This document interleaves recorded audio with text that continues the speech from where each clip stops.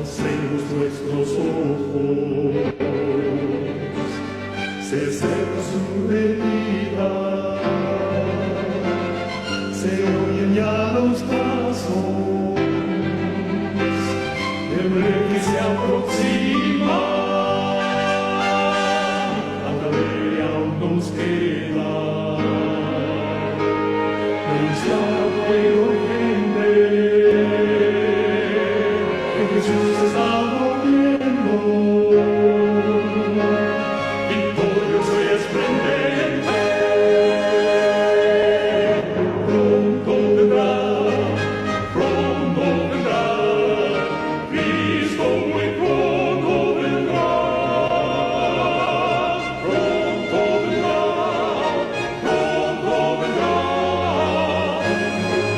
pronto Jesús volverá.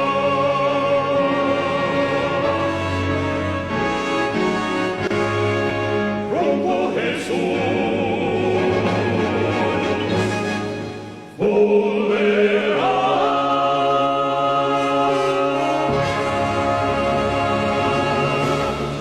El poder, mediante la libertad que tú nos has dado, poder contemplar allí en tu escritura la sabiduría de lo alto, mediante tu Espíritu Santo que nos habla constantemente cada día. Gracias te damos, Señor. Queremos atesorarlo dentro de nuestro corazón. Pero como somos débiles y somos del polvo, hechos del polvo de la tierra, deseamos que tu gracia y tu misericordia infinita, mediante el ministerio de tu Santo Espíritu, pueda impregnar en nuestros corazones, tocar nuestras venas más íntimas, para que podamos alabarte, despertar ante las cosas eternas. Bendito seas tú, oh Dios, en el nombre de Cristo Jesús. Amén. En esta noche vamos a abrir nuestras Biblias, vamos a manejar, vamos a hacer sonar sus páginas hermosas para que puedan ser música a nuestros oídos. Vamos en compañía también de nuestros hermanos, tal vez, que están acompañándonos en nuestros hogares, el poder abrir la Biblia, el poder prestar la Biblia a otro y poder buscar en el libro de Romanos. Ese va a ser el capítulo donde vamos a leer, donde vamos a estudiar, vamos a comprender lo que el Señor tiene para cada uno de nosotros. Vamos allí entonces a abrir en el libro de Romanos, capítulo 1, verso 1. Pablo, siervo de Jesucristo, llamado a ser apóstol, apartado para el evangelio de Dios, que él había prometido antes por su profeta en las Santas Escrituras, acerca de su Hijo, nuestro Señor Jesucristo, que era el linaje de David, según la carne, que fue declarado Hijo de Dios con poder, según el Espíritu de Santidad, por la resurrección de entre los muertos, y que por gracia recibimos, y el apostolado para la obediencia a la fe, en todas las naciones por amor de su nombre, entre las cuales estáis también vosotros llamados a ser de Jesucristo, y a todos los que estáis en Roma, amados de Dios, llamados a ser santos. Gracia y paz a vosotros de nuestro Padre y del Señor Jesucristo. Al abrir las palabras del libro de Romanos, estas pasajes inspirados por Dios, porque todo pasaje de la Escritura es inspirado, útil para corregir, para redarguir, para instruir en justicia. El Señor nos quiere hablar mediante su Santo Espíritu. El libro de Romanos es una de las cartas más profundas que haya escrito Pablo allí en la ciudad de Corinto. Y él quiso, mediante su Espíritu Santo, hablarnos, no solo para esa época, no solo para la iglesia de Corinto, no solo para la iglesia de Roma, sino también para todas las edades posteriores. Queremos entender entonces que el libro de Romanos es una carta magna en cuanto al tema de la fe. El libro de Romanos es tan ancho tan alto, tan profundo, que a veces nos perdemos en la interpretación que da el apóstol. Y sí, digo apóstol, porque él dijo que fue apartado por Dios y no por hombre. Apartado para el Evangelio de Dios. Y este libro de Romanos podemos encontrar tan detalladamente y profundamente el tema de la justificación por la fe. Por eso que es importante y ha sido conocida por los años como la Carta Magna. Allí podemos encontrar no solo lo que significa la justicia por la fe, también podemos entender lo que es la santificación, el crecimiento del cristiano, las promesas realizadas a sus santos siervos de Dios. Es interesante cómo va desarrollando también el pecado, cómo lo muestra, cómo muestra la ley en el libro de Romanos. Por eso que este libro es tan profundo. Él muestra cómo el pecado mora en nosotros. Allí se va explayando mediante el Espíritu Santo y Pablo empieza a contar cómo esa enemistad, la enemistad de la carne contra los designios de Dios, cómo debemos vivir en el Espíritu y no en la carne. Y allí nos enseñan los primeros pasos de una nueva vida cristiana. Eso lo encontramos en el libro de Romanos. Nos enseña, así como conocemos las derrotas, así como conocemos la angustia, así como conocemos el abatimiento en nuestra vida espiritual, también podemos encontrar ser victoriosos en Cristo Jesús. Todo eso lo podemos encontrar en el libro de Romanos. Como el Espíritu del Padre se conmueve por la intercesión de Cristo Jesús y nos va mostrando esa justicia que se muestra mediante su Hijo. Y no solo en el libro de Romanos podemos encontrar que allí hay salvación mediante el Evangelio de Cristo. Por eso que el libro de Romanos comienza diciendo que él es un apóstol apartado para el Evangelio de Dios. ¿Qué noticia más importante? Qué buena nueva el saber que el Evangelio de Dios puede convertir las vidas. Saber que el Evangelio de Dios puede transformar. Saber que el Evangelio de Dios puede hacer una nueva criatura, poner nuevos designios en una vida espiritual victoriosa. Pero no la vamos a encontrar en la carne, sino en el Espíritu. Eso es lo que detalla el apóstol en las cartas que envió al libro de Romanos. Y allí él escribía. Interesante. Pero es interesante cuando él se presenta en todas las cartas. Y es más interesante cómo se presenta en el libro de Romanos. Y a pesar de que él va mostrando que el Evangelio de Cristo es lo más importante que nos tiene que llegar a nuestra vida, porque recuerden que él, en el libro de Primera de Timoteo, él comenta esto. Primera de Timoteo, capítulo 1, verso 12. Doy gracias al que me fortaleció, a Cristo Jesús, nuestro Señor, porque me tuvo por fiel, poniéndome en el ministerio, habiendo yo sido antes un blasfemo, un perseguidor, un injuriador, mas fui recibido a misericordia, porque lo hice por ignorancia, en incredulidad.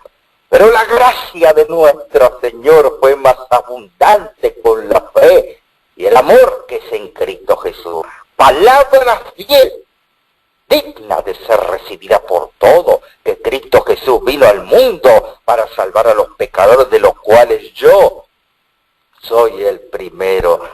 Por esto fui recibido a misericordia, para que Jesucristo mostrase en mí el primero toda su clemencia, para ejemplo de los que habrían de creer en él para vida eterna. Por tanto, al Rey de los siglos, inmortal, invisible, al único y sabio Dios, sea honor y gloria por todos los siglos de los siglos. La alabanza es a Dios, quien él, siendo pecador, siendo un blasfemo, un perseguidor, injuriador, la palabra, el evangelio de Cristo Jesús le llegó a su vida y fue transformado. Porque al comienzo, en su carta, él dice: Pablo, siervo de Jesucristo. ¿Acaso él no se llamaba Saulo?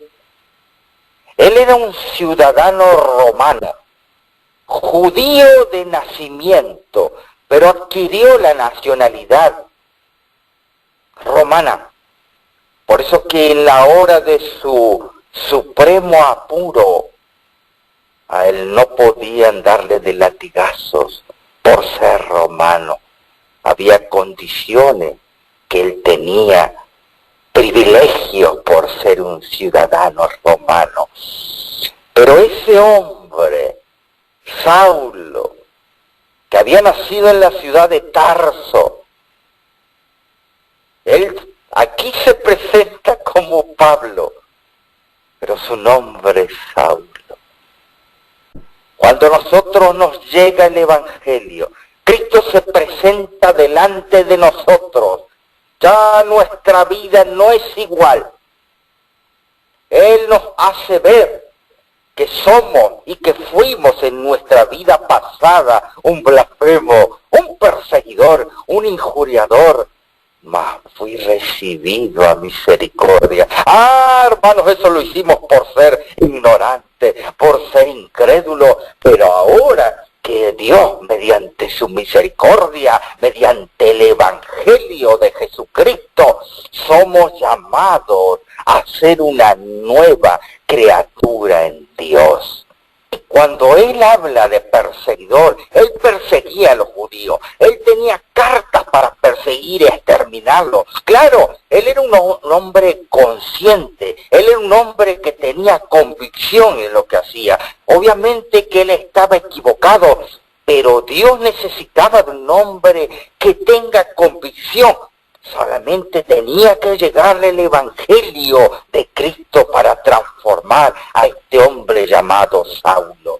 Y cada uno de nosotros siempre recordamos que cuando tuvimos nuestro encuentro con Cristo Jesús, nosotros damos gracias a Él que nos fortaleció. Damos gracias a Cristo Jesús que Él me tuvo por fiel, poniéndome en el ministerio. Cada vez que yo doy una palabra de aliciente, cada vez que yo tengo la posibilidad de poder orar por alguien, ay, doy gracias a Dios, porque Él, siendo yo un ignorante y un incrédulo, un perseguidor de su causa, puedo yo llevar la palabra del Evangelio de Cristo puro, como Él me ha mandado. Por eso que ahora que yo me encuentro cara a cara con Cristo, ya no soy el mismo. Ya no me gustan las cosas que me gustaban antes, los lugares que frecuento, ya no puedo ser el mismo. Sí, yo me llamaba tanto, pero ahora ya no, ahora soy Pablo, ya no soy Saulo. Ven, te invito, vamos a bailar. No, ese era el hombre de antes, ese era el hombre Saulo, el carnal, el ignorante, el incrédulo, el que era perseguidor de los hermanos. Pero ahora yo tengo un nuevo nombre. Dios me perdona. Mediante su gran misericordia, ¿qué sería si no Él mostrara cuán profundo es su misericordia? Por eso que Dios es misericordioso, por eso que Dios es digno de ser alabado.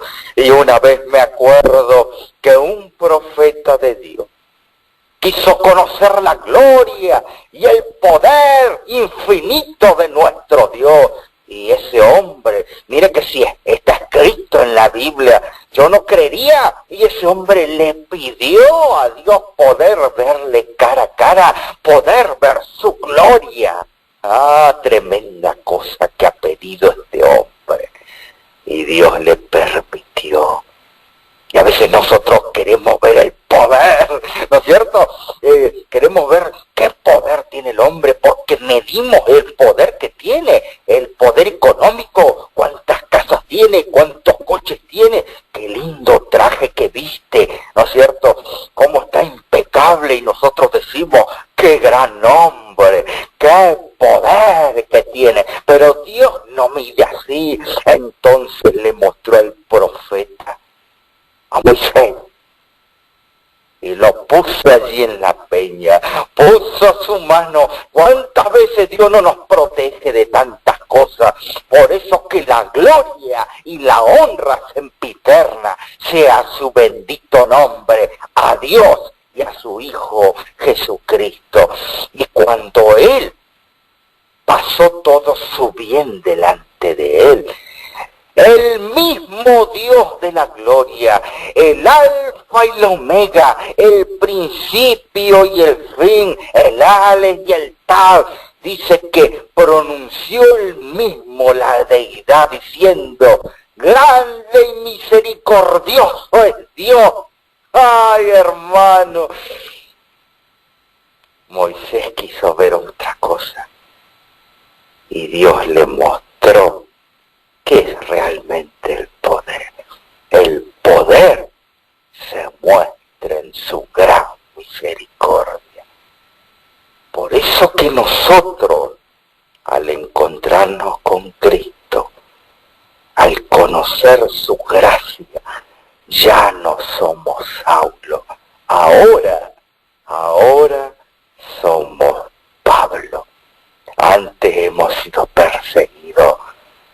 Hemos sido perseguidores, blasfemos de los hermanos que veíamos que van a la iglesia, nos burlábamos,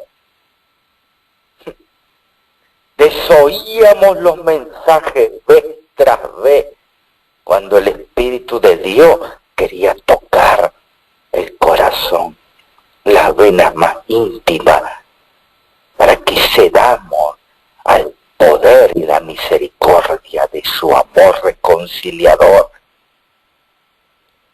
Ya no somos Saulo, ahora somos Pablo. Y Pablo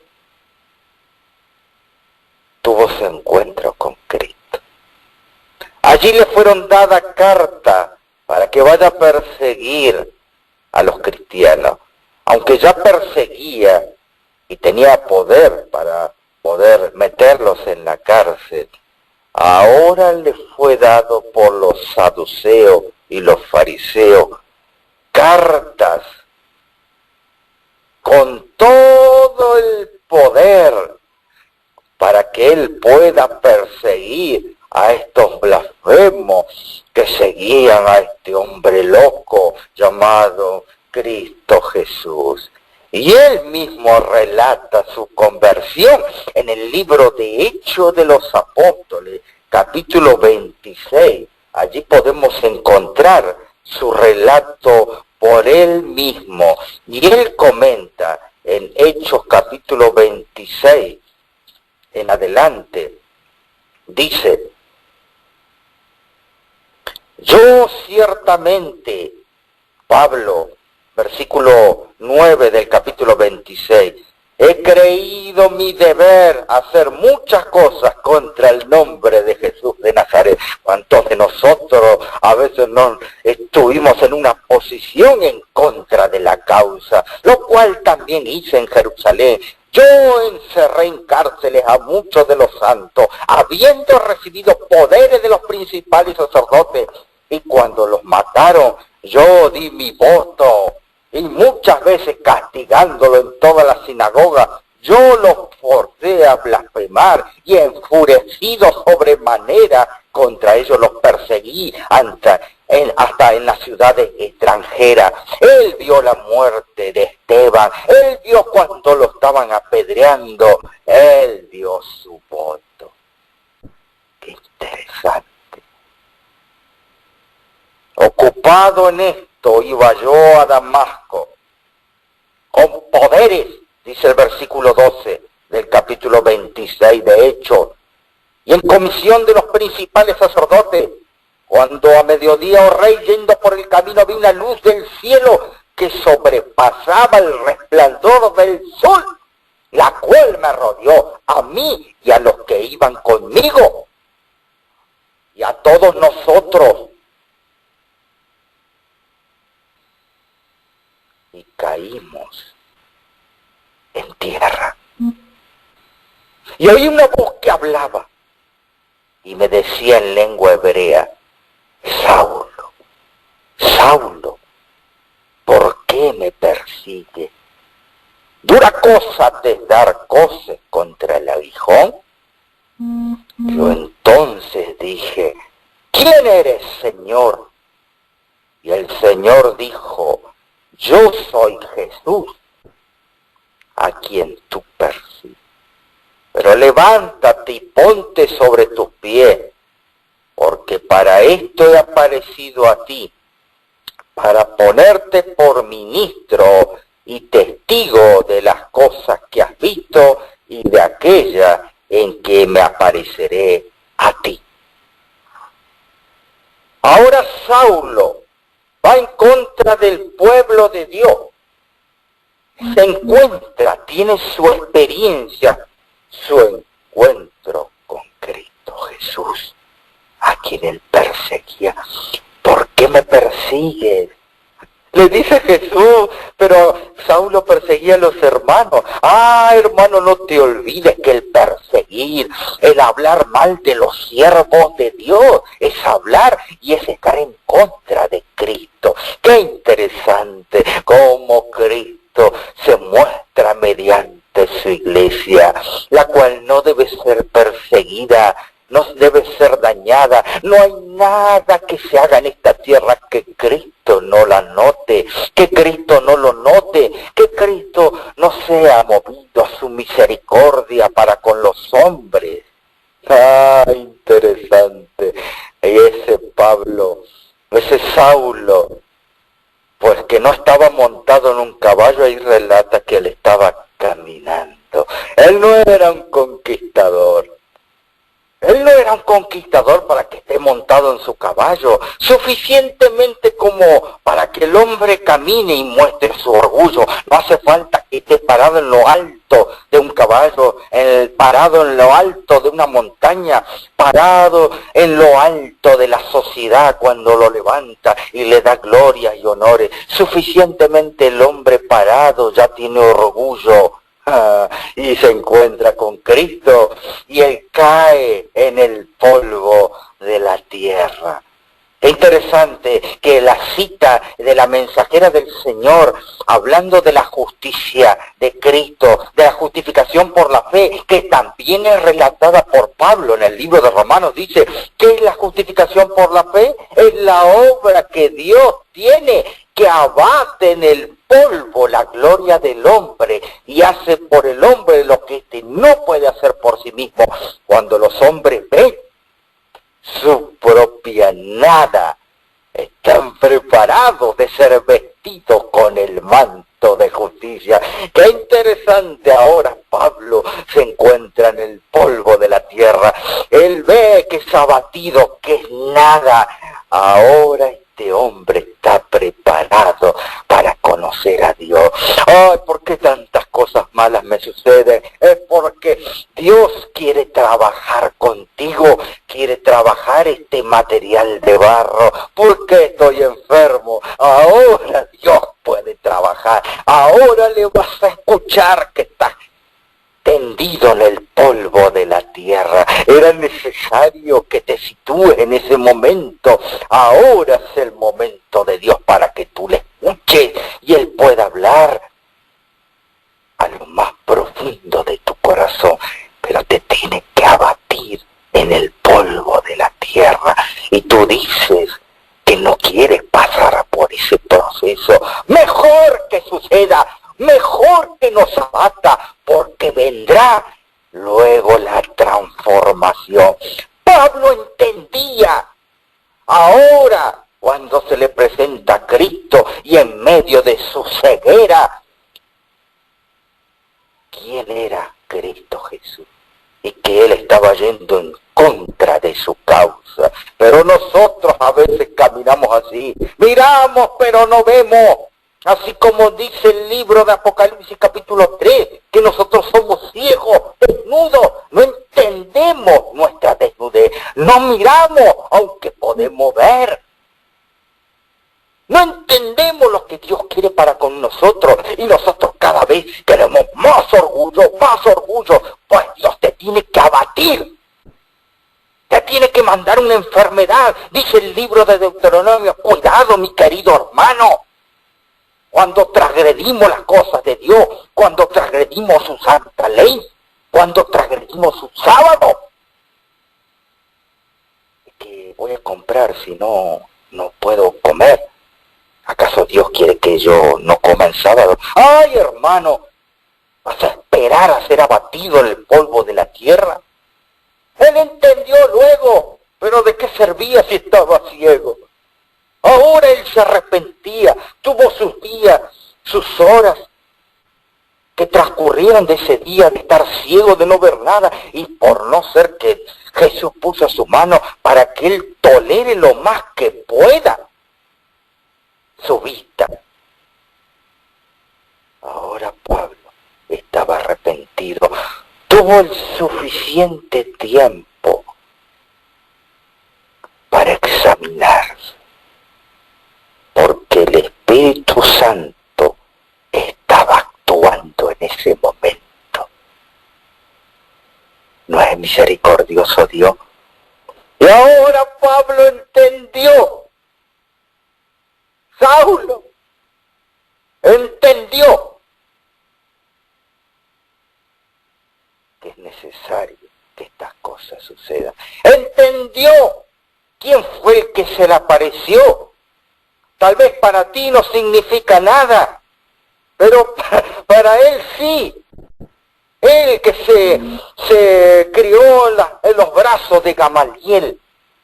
Gamaliel lo instruyó de niño.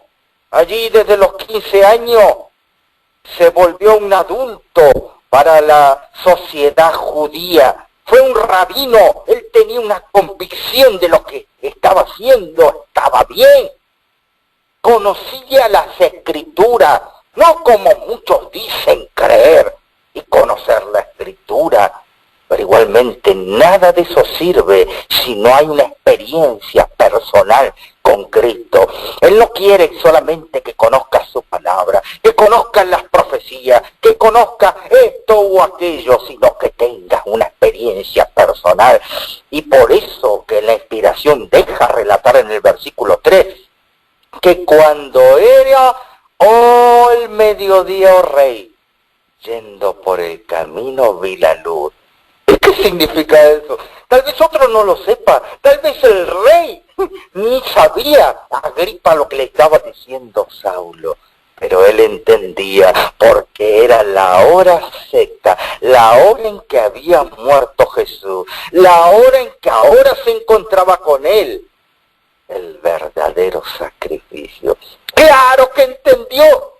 Tuvo que ser abatido, tuvo que ponerse su rostro en el polvo de la tierra para que entienda que a los que estaba persiguiendo era la iglesia de Dios.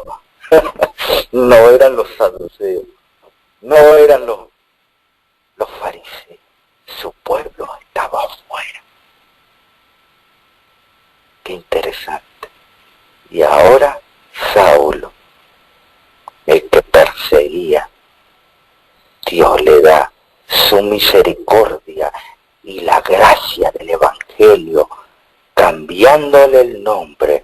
Ya no serás llamado Saulo, sino que tu nombre ahora es Pablo. Y manda a uno de sus perseguidores a que le devuelva la vida. Y aquí tenés ahora es recobrada su vista. Y dice que caían como escamas. Y luego arrepintió y creyó en Cristo Jesús. Esa luz que se le encontró camino a Damasco como a la hora del mediodía. Le dijo: he aquí,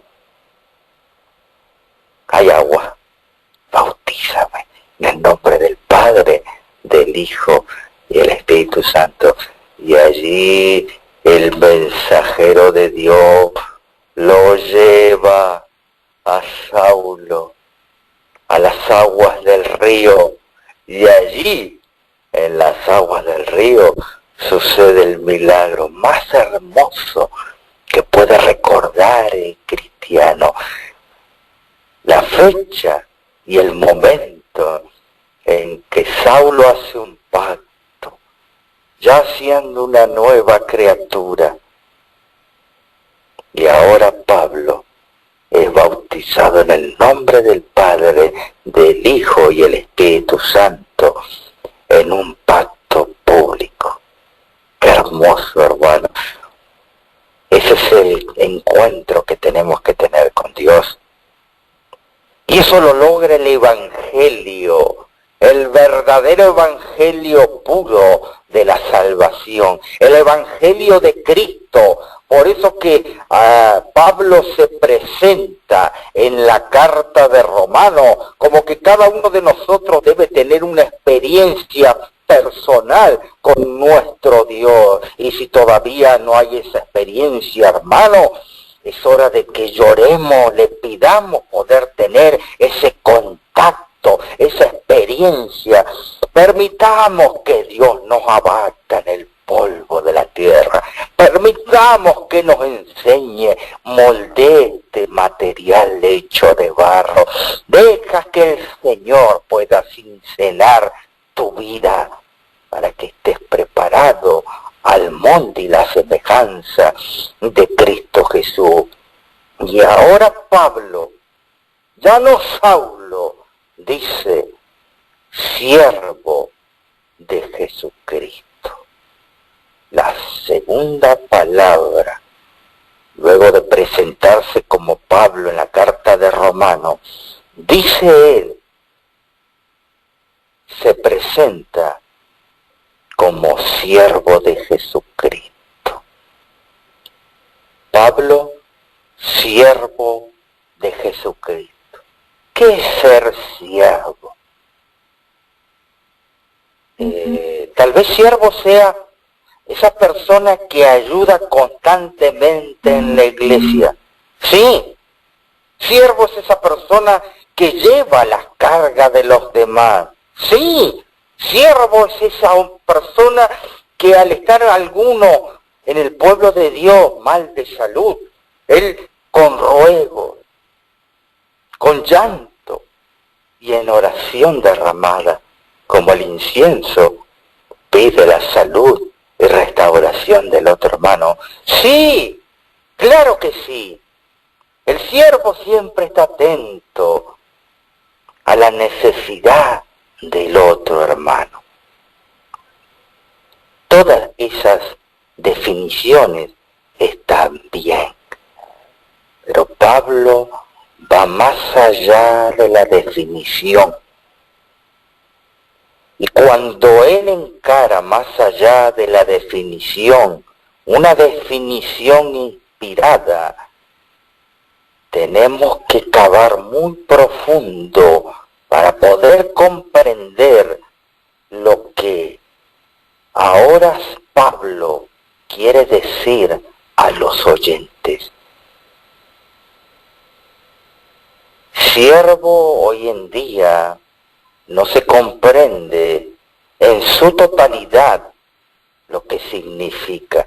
Y es más, déjeme decirle que la palabra siervo en su Biblia está mal traducida.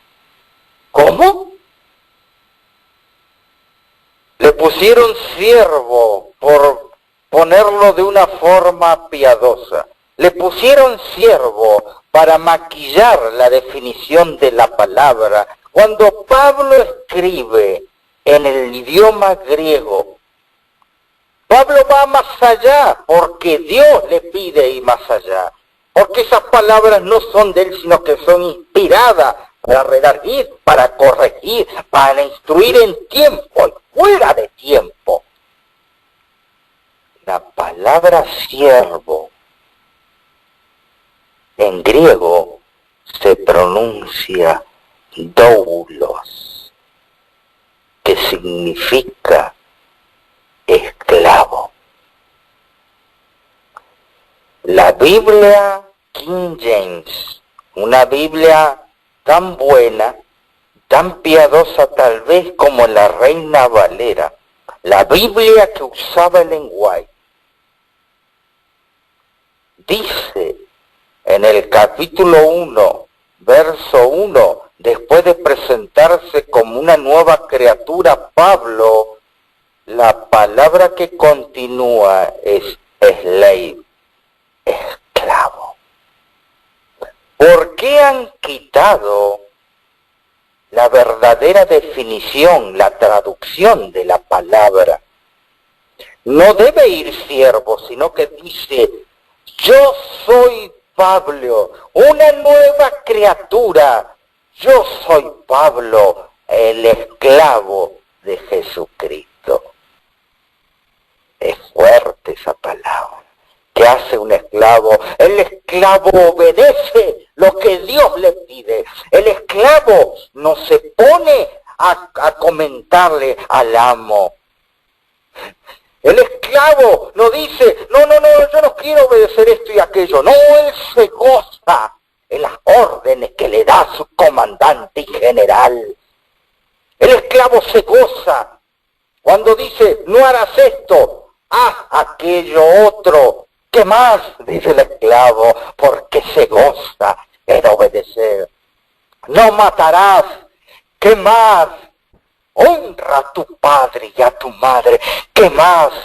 ¿Qué más, mi maestro? Acordarte del día de sábado. ¿Qué más? Yo soy tu Dios que te saqué del pueblo de Egipto. No tendrás dioses ajenos delante de mí. El esclavo obedece.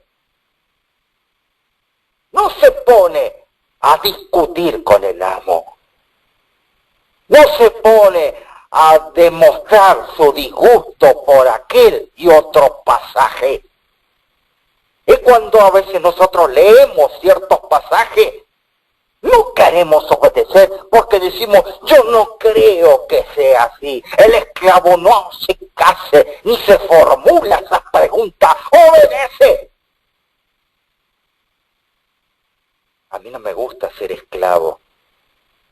Yo soy amigo de Dios. Yo soy su amigo. Él es mi papito. Querido hermano, a veces degradamos tanto la visión de un Dios santo y sublime. Su nombre se maneja con demasiada liviandad. Los que dicen ser hijos de Dios usan ese título muy livianamente. El esclavo debe obedecer la palabra inspirada, aunque eso le cueste su propia vida. Y si a ti, mi querido hermano y hermana, no te gusta obedecer, no te gusta ser esclavo,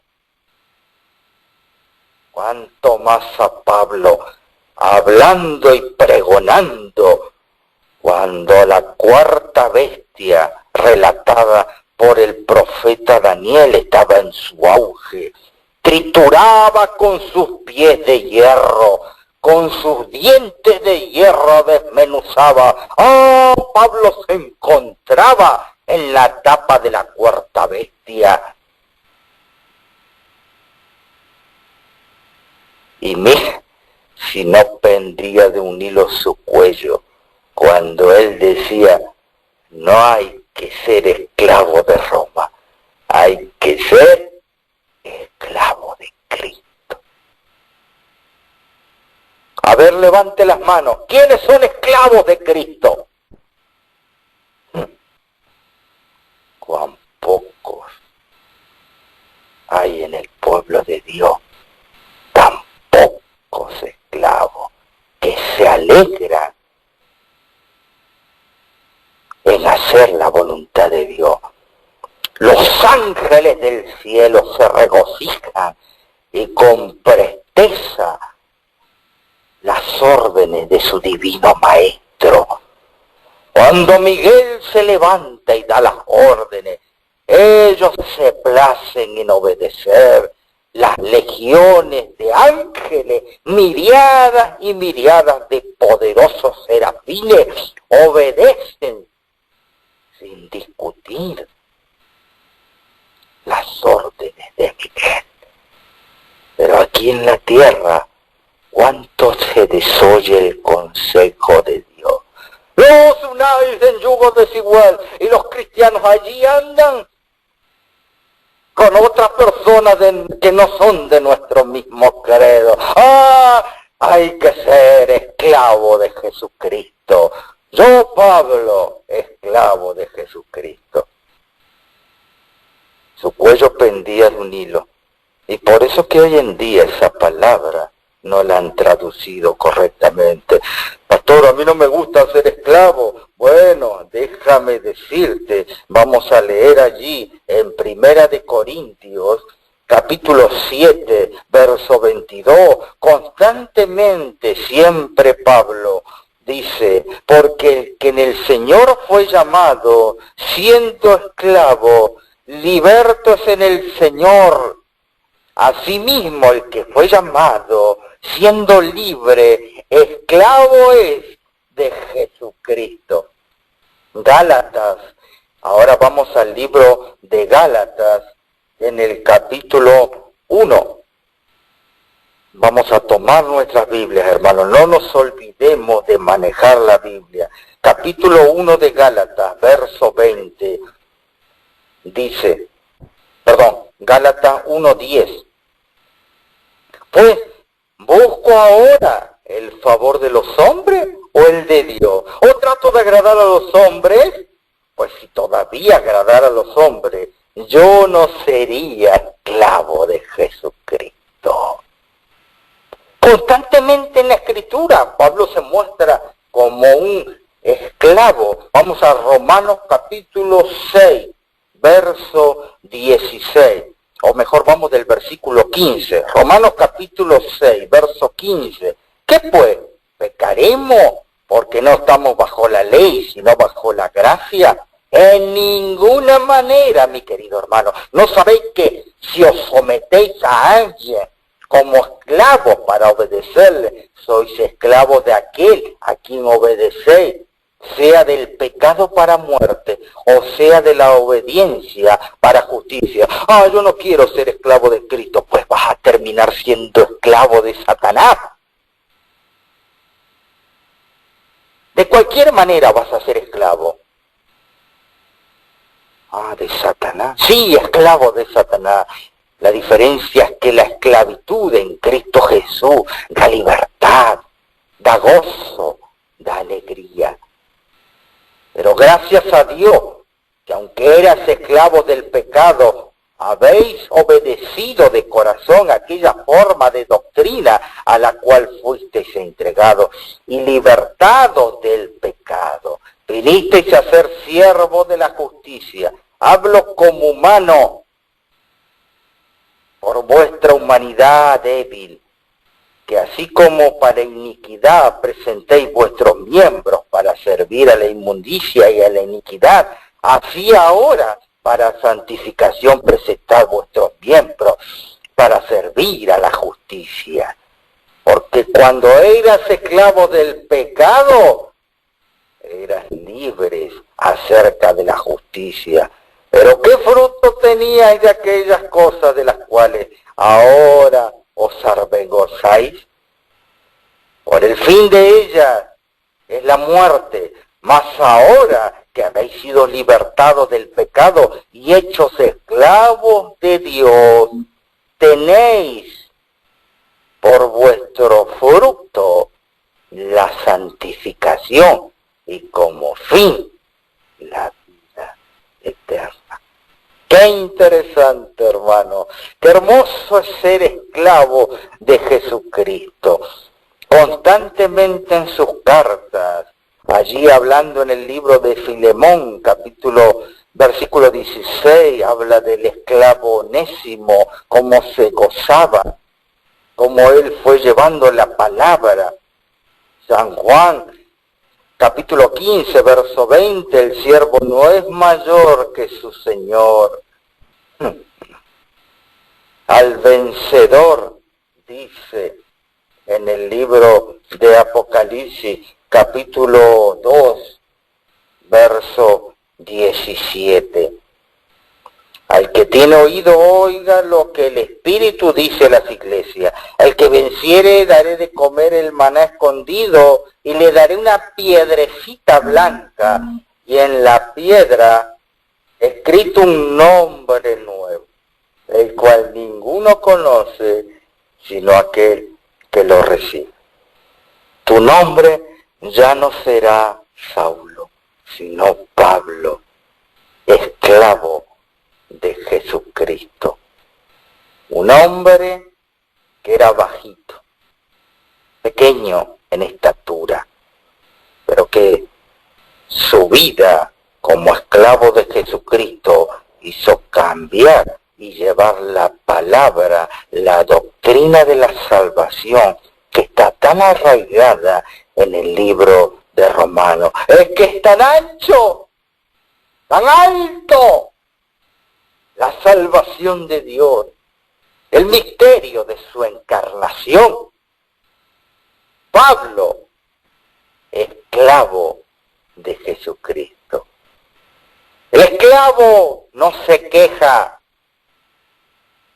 el esclavo se goza de las cosas que provienen de la mano de Dios y son buenas para nosotras. El esclavo se goza de la tribulación que Dios permite que haya en nuestra vida. Ah, hermano, pero nosotros no queremos ser esclavos, nosotros queremos ser amos, y tardándose el esposo, empezamos a golpear duramente de latigazos a los hermanos. Es que nadie quiere ser esclavo.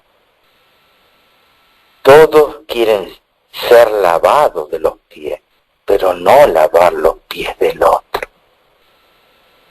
Pablo, esclavo de Jesucristo. Ay, hermanos, ¿por qué tantos problemas en las iglesias? Cuando debiéramos ser una nueva criatura, ya no Saulo. Déjenme leerles. Satanás induce a las personas a pensar que porque han experimentado un arrobamiento de los sentimientos, ay, me siento que estoy en la atmósfera divina, caminando por las escaleras celestiales, porque me toca el sentimiento, mas no la convicción. Están convertidas, pero su vida no cambia. Sus actos siguen siendo los mismos que antes. Su vida no demuestra buen fruto.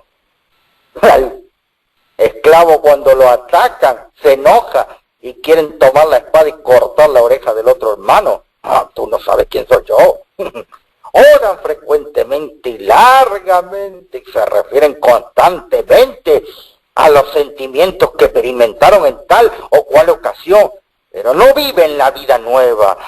Constantemente atacando y hostigando a los hermanos en pelea, pleitos, disensiones, que tú me vas a escuchar. Nadie quiere soportar, nadie quiere ser esclavo del otro. No viven una vida nueva, están engañadas. Su experiencia no va más allá de los sentimientos, hasta son bruscos para hablar con el hermano. A ver, dime tú, ni buen día te dicen, ni buenas tardes, y nosotros decimos ser cristianos, nosotros decimos ser esclavos de Cristo, cuando ni buen día le decimos al hermano. Oye tú, pásame eso. por favor, ¿me puedes alcanzar? No, ya no hay ni eso. O vemos a una persona que hay que ayudarla y la ayudamos, ni gracia te dice. Ay, hermano, estos se edifican sobre la arena y cuando soplan vientos adversos, su casa se derrumba. Muchas pobres almas andan a tientas en las tinieblas en busca de los sentimientos que otros dicen haber experimentado. Pasan por alto el hecho de que el creyente en Cristo debe obrar su propia salvación con temor y temblor. El pecador convicto tiene algo que hacer, debe arrepentirse y manifestar verdadera fe. Hace falta explicar lo de la fe, hermano. Cuando Cristo habla del nuevo corazón, se refiere a la mente, a una nueva vida, al ser entero. Experimentar un cambio de corazón es apartar los aspectos del mundo, fijarlos en Cristo Jesús. Tener un nuevo corazón es tener una mente nueva, nuevos propósitos, nuevos motivos. ¿Cuál es la señal de un corazón nuevo? Una vida transformada. Y cuando no estamos transformados, hermano, no hay una nueva vida. Yo tengo un experimento, hermano. Allí lo sentamos al hermanito. Y este es un experimento muy mío. Y lo hacemos sentar, le hacemos cerrar el ojo. Y allí con la mano izquierda le damos un cachetazo al hermano. Y el hermano que no reacciona, ese hermano es esclavo de Cristo. Ya no queremos soportar nada. Ni palabra, ni gesto, ni mirada. Ya estamos atentos a querer contestar a lo que nos hicieron, a reclamar justicia propia, al ser agraviado, al ser calvinado. Buscamos que nuestro nombre no sea mancillado. Cuán vanos somos. ¿Eres tú, Pablo, esclavo de Cristo? Una vida transformada se produce día tras día, hora tras hora, una muerte al orgullo y una muerte al egoísmo. Qué interesante, hermano, lo crítico que está sucediendo hoy en la iglesia. Hay mucha disensión, mucha crítica, se comen los unos a los otros. Hay muchos carnívoros adventistas, aún de los que comen vegetales, verduritas, se comen el vegetal bien lavado. No comamos la lechuga que viene de allá de China de plástico. No comamos el arroz de plástico, pero se comen al crudo, el hermano. Cuando escuchamos un oprobio lanzado contra nuestro hermano, aceptamos este oprobio. A la pregunta, ¿quién habitará en su santo templo? ¿Quién morará en tu monte santo? El salmista responde, el que anda en integridad y hace justicia y habla verdad en su corazón, el que no calumnia con su lengua, ni hace mal a su prójimo, ni admite reproche alguno contra su vecino. ¿Qué mundo de chismes se evitaría si cada uno recordase que los que le hablan de las faltas ajenas publicaran con la misma libertad su falta en una oportunidad favorable? Debemos esforzarnos por pensar bien de todo, especialmente de nuestros hermanos, a menos que estemos obligados a pensar de otra manera. No debemos dar un apresurado crédito a los malos informes. Con mucha frecuencia el resultado de la envidia o de la incomprensión pueden proceder de la exageración o de la revelación parcial de los hechos. Los celos, las sospechas, una vez que se le ha dado cabida, se difunden como las semillas del cardo. Si un hermano se extravía entonces el momento de mostrar nuestro verdadero interés en él.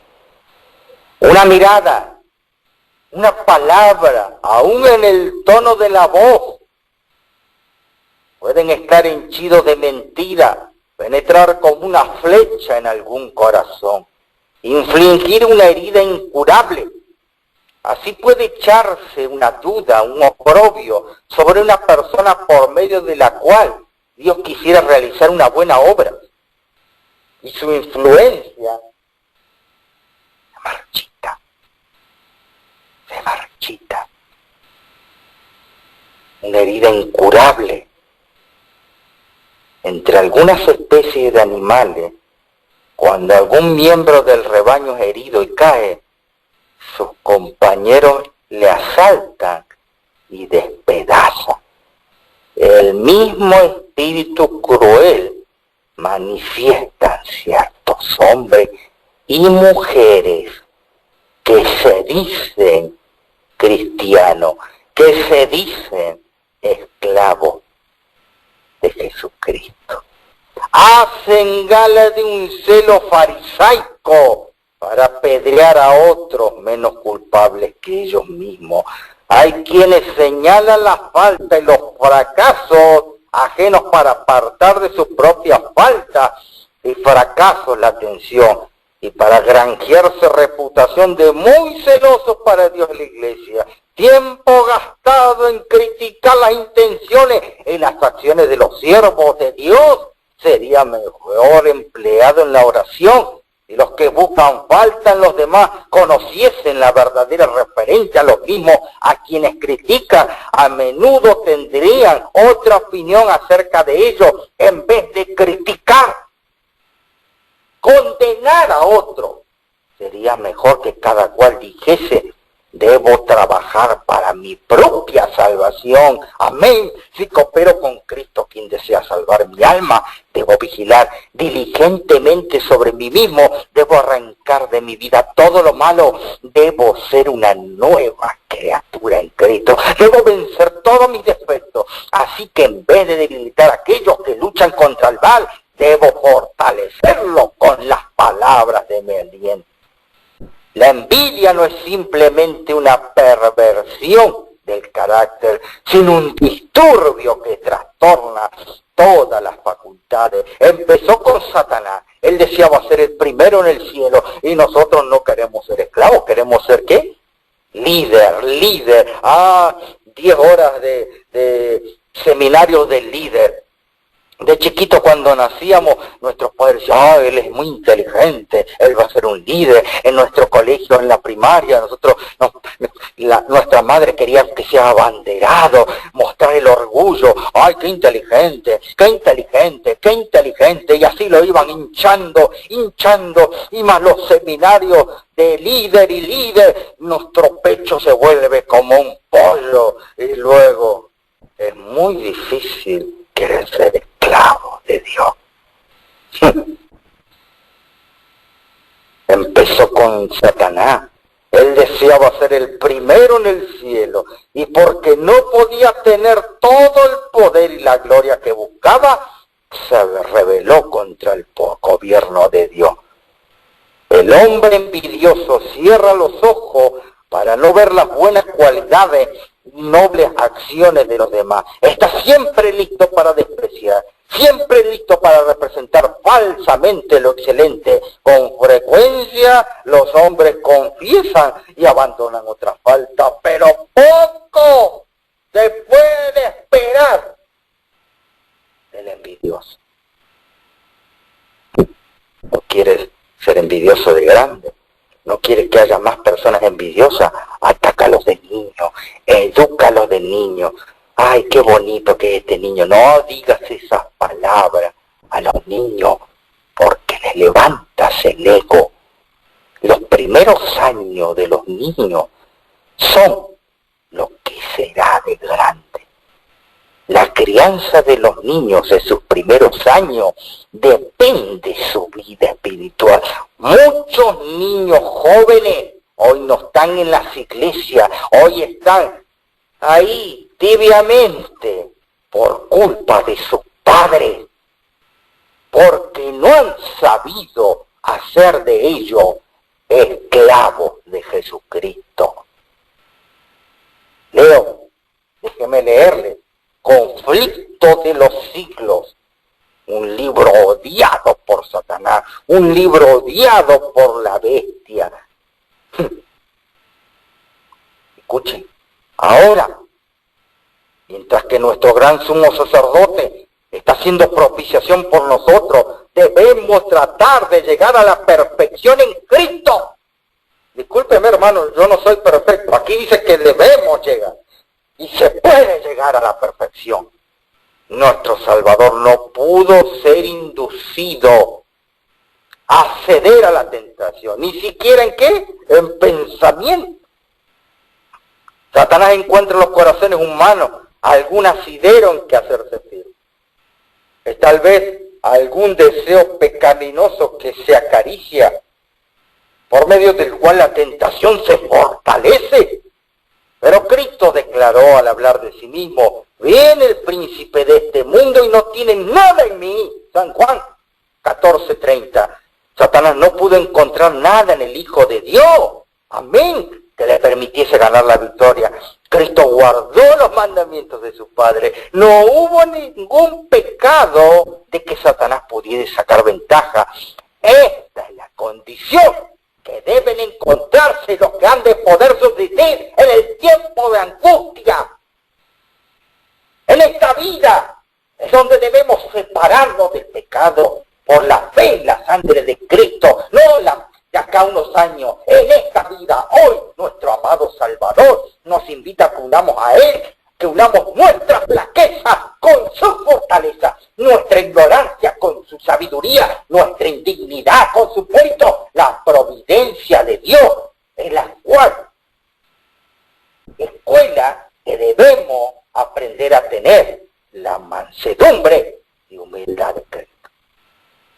El Señor nos está presentando no siempre el camino que cogiéramos o que nos pareciera más fácil y agradable a los ojos, sino el verdadero, el que lleva los fines verdaderos de la vida. En nosotros está pues que cooperemos con los factores de Dios, emplea en la tarea de conformar nuestros caracteres con el modelo divino. Nadie puede descuidar o aplazar esta obra sin un grave peligro para nuestras almas. Amén, hermano. Problemas que tenemos dentro de la iglesia, dentro de nuestra propia vida. Debemos ser esclavos de Cristo. Mi querido hermano, Pablo, esclavo de Jesucristo. ¿Estamos listos, hermanos, para ser esclavos? ¿Por qué tanto problema dentro de las iglesias, de nuestros hogares? Ya nadie quiere soportar a nadie. Nadie quiere ser esclavo del otro. Todos queremos manejar nuestra vida como si fuésemos los capataces. Queremos hostigar duramente a nuestros hermanos. Escuchen, solo los que hayan estudiado diligentemente las Escrituras y hayan recibido el amor de la verdad en sus corazones serán protegidos de los poderosos engaños que cautivarán al mundo. Merced al testimonio bíblico descubrirán al engañador bajo su disfraz. El tiempo de prueba llegará para todo. Por medio de la criba de la tentación se reconocerá a los verdaderos cristianos. ¿Se sienten los hijos de Dios actualmente bastante firmes en la palabra divina para no ceder al testimonio de su sentido? ¿La tendrán ellos en semejante crisis en la Biblia y solamente en la Biblia? ¿Le resulta posible? Satanás le impedirá que logren la preparación necesaria para estar firmes en aquel día. Dispondrá las cosas de modo que el camino le esté obstruido, los aturdirá con bienes terrenales, les hará llevar una carga pesada y abrumadora, para que sus corazones se sientan recargados con los cuidados de esta vida y que aquel día de prueba los sorprenda como ladrón. Denle más trabajo al obrero, dice Satanás. Denle más ocupaciones. Denle más título. ¿Quién eres tú? Yo soy esto.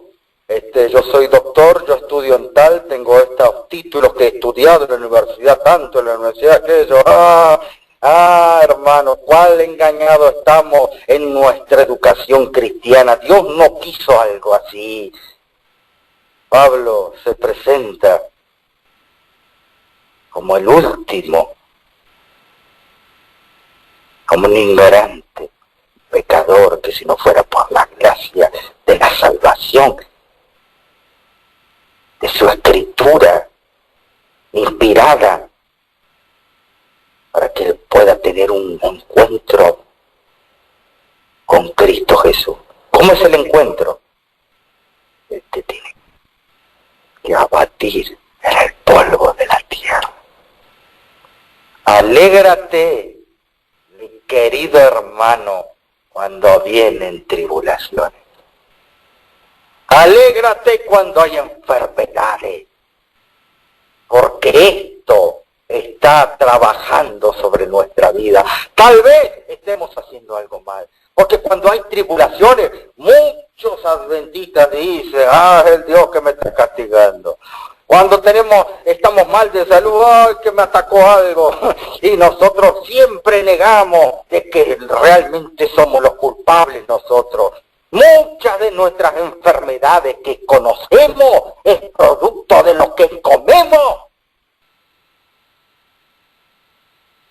Pero nosotros no queremos ser esclavos a lo que el Señor nos dice. ¿Cuántos menos enfermos habría en el pueblo de Dios si obedecieran como esclavos en cuanto a la reforma pro salud? Muchos queremos milagros rápidos, así como colocar una comida y la queremos calentar en el microondas. Estamos acostumbrados a no esperar, a no llorar, a no suplicar. Y Dios quiere que suplique, Dios quiere que te postres de enojo, Dios quiere que transcurran los días, las horas, los meses. Y cuando ya te cansaste de pedir eso, que vos decís, ya no viene, ya no llega, y Dios te lo da, porque quiere trabajar la fe. Para Dios el problema no es el tiempo. Lo que quiere mostrar es que sea esclavo de Cristo. Cuando hay más tribulación, alégrate más, mi querido hermano, y que dé más que Satanás nos ataque, más que nos tire con sus tentaciones, porque en ese fuego de la aflicción va a salir el verdadero esclavo de Cristo.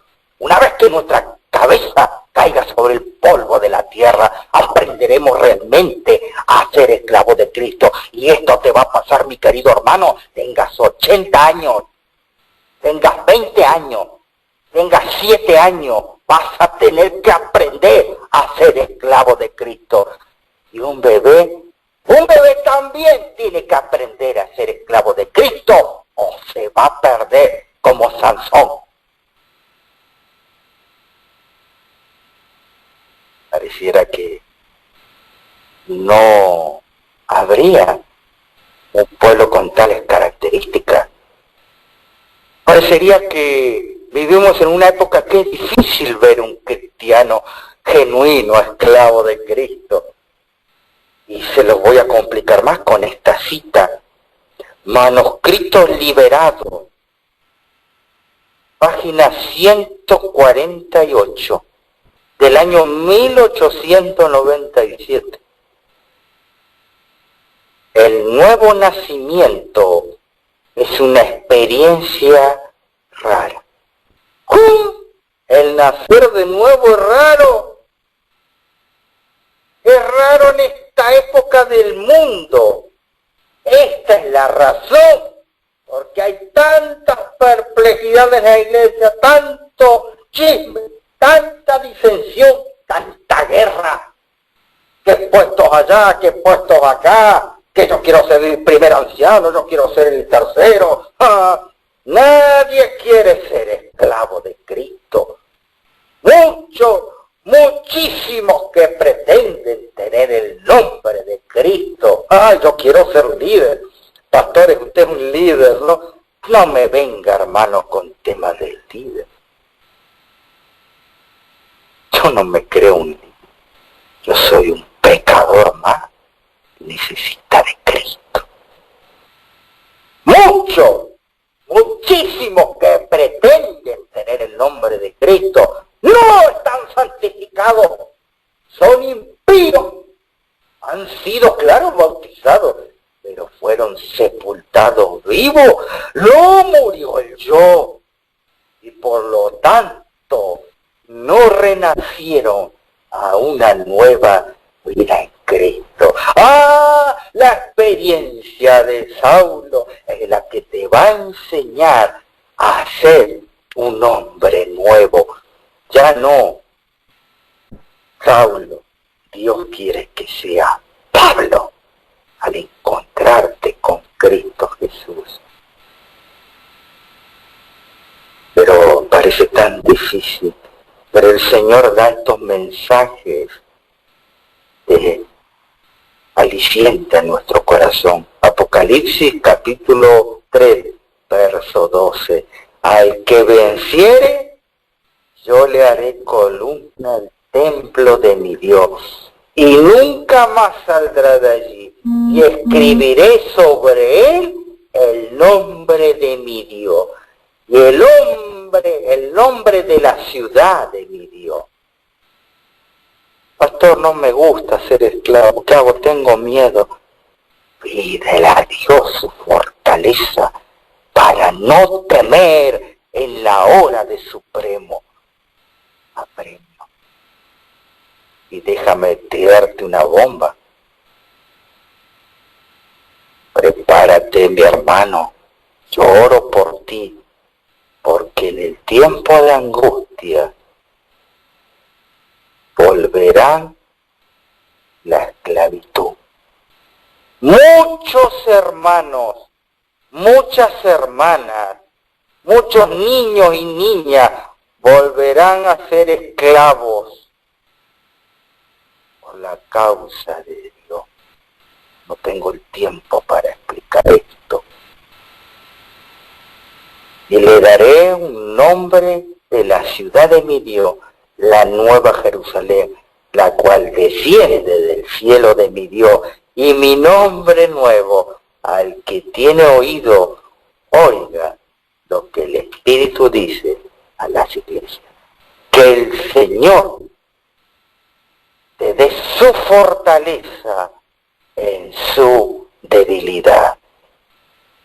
Porque cuanto más débil eres, más se perfecciona el poder de Dios, como Pablo: quítame este aguijón, y Dios: bástate mi gracia, porque mi poder se perfecciona en tu debilidad.